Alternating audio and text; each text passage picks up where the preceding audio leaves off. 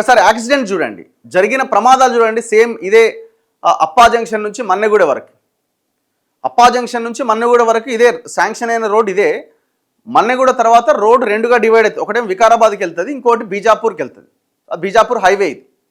వికారాబాద్కి వెళ్ళే రోడ్ కూడా అంతే దరిద్రంగా ఉంటుంది ఆడదాకా. కానీ ఇప్పుడు మన్నెగూడ వరకు అది కంప్లీట్ అవ్వాలి. యాక్చువల్గా భూసేకరణ అయిపోయింది, రైతుల దగ్గర నుంచి భూములు సేకరించారు, రైతులకు పరిహారం కూడా వచ్చింది. చాలామందికి ఆల్మోస్ట్ నేను వచ్చిందనే అంటున్నారు అక్కడికి వెళ్తే. మరి అన్నీ అయిపోయిన తర్వాత ఎందుకు రోడ్డు పడతలేదు? ప్రమాదాలు చూడండి. పోలీస్ అకాడమీ అప్పా జంక్షన్ నుంచి మన్నెగూడ మధ్య ప్రమాదాలు ఎట్లా జరిగినాయి? 2021లో 240 మంది చచ్చిపోయారు. ఒక్కసారి ప్రమాద తీవ్రత అంటే రోడ్డు తీవ్రత ఎట్లుందనేది మనకు అర్థమవుతుంది. 2021లో 240 ప్రమాదాలు జరిగితే 46 మంది చచ్చిపోయారు. 46 మెంబర్స్ 1 ఇయర్లో. 2022లో 129 ప్రమాదాలు జరిగితే 33 మంది చచ్చిపోయారు. 2023లో 110 ప్రమాదాలు జరిగితే 58 మంది చచ్చిపోయారు.